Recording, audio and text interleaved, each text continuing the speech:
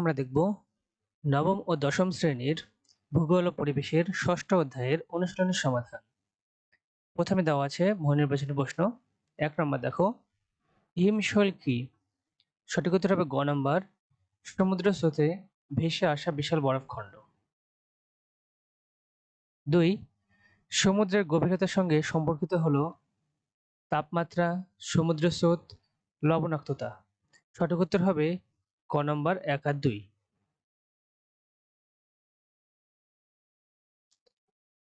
চিত্রের মানচিত্র দেখে ৩ ও ৪ নম্বর প্রশ্নের উত্তর দাও। এখানে ৩টি জায়গা চিহ্নিত করা হয়েছে, দেখো পি, কিউ আর আর।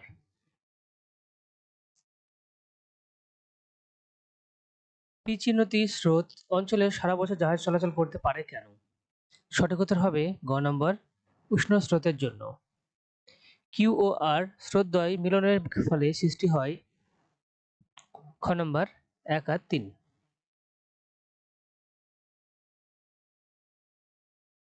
সৃজনশীল প্রশ্ন দেখো আবার।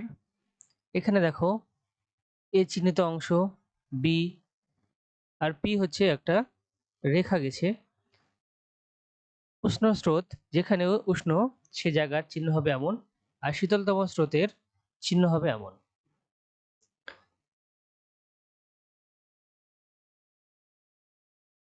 ক নম্বর, পৃথিবীর গভীরতম খাতের নাম কি?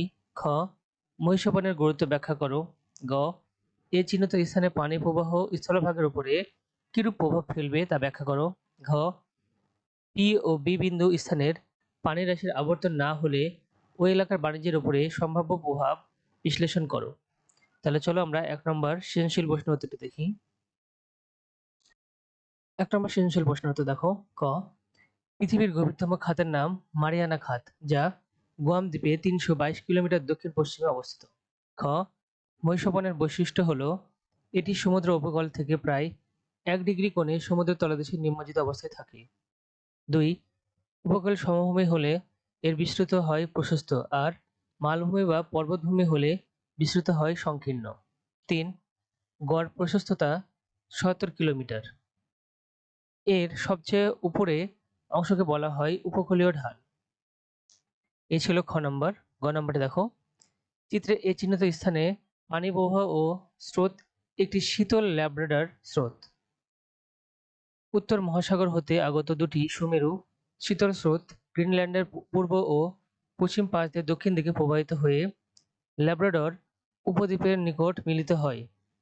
এই মিলিত স্রোত শীতল ল্যাব্রাডর উপদ্বীপের নিকটে মিলিত হয়। এই মিলিত স্রোত শীতল ল্যাব্রাডর স্রোত। এই শীতল ল্যাব্রাডর স্রোত উত্তর আমেরিকার স্থলভাগের উপরে ব্যাপক প্রভাব ফেলে। এই সুমেরু শীতল স্রোতের জন্য উত্তর আমেরিকার ল্যাব্রাডর উপদ্বীপের বন্দরগুলো বছরের প্রায় ৯ মাস বরফে আচ্ছাদিত থাকে। এই স্রোতের উপর দিয়ে প্রবাহিত বায়ু শুষ্ক ও শীতল হওয়ায় নিকটবর্তী স্থলভাগে বৃষ্টিপাত হয় না, বরং ব্যাপক তুষারপাত ঘটে।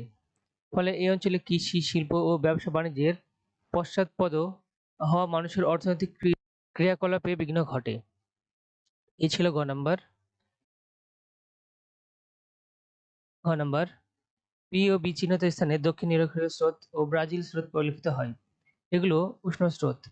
এই দুটি স্রোতের আবর্তন না হলে এই এলাকার বাণিজ্যের ওপর সম্ভাব্য প্রভাব হবে নেতিবাচক এবং তা সারা বিশ্বে বাণিজ্যের উপরে প্রভাব বিস্তার করবে। এই দুই স্রোতের প্রভাবে আমেরিকা মহাদেশের উপকূলীয় ভাগ বরফমুক্ত থাকে। বন্দরগুলো সারা বছর ব্যবহার করা যায় না। যদি এই দুই স্রোতের আবর্তন না হতো বন্দরগুলো বরফাচ্ছন্ন দেখা যেত। ব্যবসা বাণিজ্যে বিরূপ প্রভাব পড়ত। এই দুই স্রোতের প্রভাবের ফলে নৌজাহাজ প্রভৃতি চলাচলের সুবিধা হয়। যদি স্রোতের আবর্তন না হতো যাতায়াতে অসুবিধা হতো। আর আমেরিকা মহাদেশের উপকূল ভাগের এই স্রোতদ্বয় সারা বিশ্বে বাণিজ্যের উপরে প্রভাব ফেলত বাণিজ্য ক্ষেত্রে বিশ্বব্যাপী আমেরিকার প্রভাবের কারণে। উদ্দীপকে এই দুই স্রোতের প্রভাব বায়ু প্রবাহ প্রচুর জলীয় বাষ্প সংগ্রহ করে এবং উপকূল অঞ্চলে প্রচুর বৃষ্টিপাত ঘটায়। ফলে আমেরিকার এই উপকূলীয় অঞ্চল কৃষির ব্যাপক প্রসার ঘটেছে, তা পরোক্ষভাবে বাণিজ্যের ভূমিকা রাখে। সুতরাং পি ও বি চিহ্নিত স্থানে পানি রাশির আবর্তন না হলে ওই এলাকার বাণিজ্যের উপর বিরূপ প্রভাব পড়ত। এই ছিল ১ নম্বর সৃজনশীল প্রশ্নের উত্তর। ২ নম্বরটি দেখো, তুহিন তার বাবার সঙ্গে কক্সবাজার সমুদ্র সৈকতে বেড়াতে যায়। সকালবেলায় দেখতে পায় সমুদ্রের পানি স্ফীত হয়ে উপরে উঠে এসেছে কিন্তু সন্ধ্যার সময় আবার নেমে গেছে। ক নম্বর প্রশ্ন, সমুদ্র স্রোতের প্রধান কারণ কি? খ, জোয়ার ভাটা সৃষ্টির কেন্দ্রতিক শক্তির প্রভাব ব্যাখ্যা করো। গ, উদ্দীপকে উল্লেখিত পানির এরূপ আচরণের কারণ কি ব্যাখ্যা করো। ঘ, তুহিনের দেখা সমুদ্রের পানি ওইরূপ আচরণে উপকূলীয় অঞ্চলে কিরূপ প্রভাব ফেলে তা বিশ্লেষণ করো। তাহলে চলো আমরা 2 নম্বর সৃজনশীল প্রশ্ন উত্তরটা দেখি। 2 নম্বর সৃজনশীল প্রশ্ন দেখো এবার। ক নম্বর, অয়ন বায়ু, পশ্চিমা বায়ু, মেরু বায়ু প্রবাহ এসব নিয়ত বায়ু প্রবাহ সমুদ্র স্রোত সৃষ্টির প্রধান কারণ। খ নম্বর, কেন্দ্রাতিক শক্তির প্রভাবে জোয়ার ভাটা সৃষ্টি হয়। পৃথিবী নিজ মেরুর চারিদিকে অনবরত আবর্তন করে বলে কেন্দ্রাতিক শক্তি বা বিকর্ষণ শক্তি সৃষ্টি হয়। এই কেন্দ্রাতিক শক্তির প্রভাবে পৃথিবীর প্রতিটি অণু মহাকর্ষ শক্তির বিপরীত দিকে বিকশিত হয় বা ছিটকে যায়। তাই পৃথিবীর কেন্দ্রাতিক শক্তির প্রভাবে যেখানে জোয়ার ভাটা সৃষ্টি হয় তার বিপরীত দিকে সমুদ্রের পানি বিক্ষিপ্ত হয়েও জোয়ার ভাটা সৃষ্টি করে। এই ছিল খ নম্বর প্রশ্নের উত্তর। গ নম্বরটি দেখো, উদ্দীপকে উল্লেখিত পানির এরূপ আচরণের কারণ জোয়ার ভাটা। সমুদ্র ও উপকূলবর্তী নদীর পানিরাশি প্রতিদিনই কোনো একটি সময়ে ধীরে ধীরে ফুলে ফেঁপে ওঠে আবার নেমে যায়। পানিরাশির এরকম নিয়মিত স্ফীতি বা ফুলে ফেটে ওঠার নামই হচ্ছে জোয়ার, আর নেমে যাওয়ার নাম হচ্ছে ভাটা। তাহলে আমরা বুঝতে পারছি পানি যদি হঠাৎ করে বেড়ে যায় বা ফুলে ফেঁপে ওঠে সেটাকে আমরা বলি জোয়ার, আর নেমে যাওয়ার অবস্থাকে আমরা বলি ভাটা। তাহলে জোয়ার ভাটা সৃষ্টির দুটি কারণ দেখো। এক, চাঁদ ও সূর্য মহাকর্ষ শক্তির প্রভাব। মহাকর্ষ শক্তির প্রভাবে চাঁদ ও সূর্য পৃথিবীকে আকর্ষণ করে, কিন্তু পৃথিবীর উপরে সূর্য অপেক্ষা চাঁদের আকর্ষণ বল বেশি হয়, কারণ সূর্যের ভর অপেক্ষা চাঁদের ভর অনেক কম হলেও চাঁদ সূর্য অপেক্ষা পৃথিবীর অনেক নিকটে অবস্থিত। তাই সমুদ্রের পানি তরল বলে চাঁদের আকর্ষণে প্রধানত সমুদ্রের পানি ফুলে ওঠে এবং জোয়ার হয়। সূর্যের আকর্ষণে জোয়ার তত জোরালো হয় না। চাঁদ ও সূর্য একই সৌররেখায় অবস্থিত বলে চাঁদ ও সূর্য উভয়ের আকর্ষণে জোয়ার অত্যন্ত প্রবল হয়। 2, পৃথিবীর আবর্তনের ফলে উৎপন্ন কেন্দ্রাতিক শক্তি। পৃথিবীর কেন্দ্রাতিক শক্তির প্রভাবে যেখানে মহাকর্ষ শক্তির প্রভাবে জোয়ার ভাটা সৃষ্টি হয় তার বিপরীত দিকে সমুদ্রের পানি বিক্ষিপ্ত হয়েও জোয়ারের সৃষ্টি করে। আবার পৃথিবীর যে স্থানে জোয়ার হয় তার সমকৌণিক স্থানে পানি সরে গিয়ে ভাটা হয়।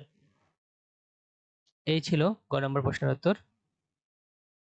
ঘ নম্বরটি দেখো, তুহিনের দেখা সমুদ্রের পানি জোয়ার ভাটার আচরণ উপকূলীয় অঞ্চলে প্রভাব ফেলে তা ব্যাখ্যা করো। 1, জোয়ার ভাটার মাধ্যমে ভূখণ্ড থেকে আবর্জনা নদীর মধ্যে দিয়ে সমুদ্রে গিয়ে পতিত হয়। 2, দৈনিক দুবার জোয়ার ভাটা হওয়ার ফলে ভাটার টানে নদীর মোহনা পলি ও আবর্জনা জমতে পারে না। 3, জোয়ার ভাটার ফলে সৃষ্ট স্রোতের সাহায্যে নদী খাত গভীর হয়। 4, বহু নদীতে ভাটার স্রোতের বিপরীতে বাঁধ দিয়ে জলবিদ্যুৎ উৎপন্ন করা হয়।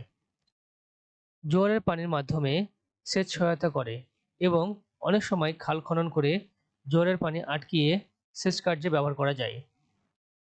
শীতপ্রধান দেশে সমুদ্র লবণাক্ত পানি জোয়ার ভাটার সাহায্যে নদীতে প্রবেশ করে এবং এর ফলে পানি সহজে জমে না। জোয়ার ভাটার ফলে নৌযানের চলাচলের মাধ্যমে ব্যবসা বাণিজ্যের সুবিধা হয়।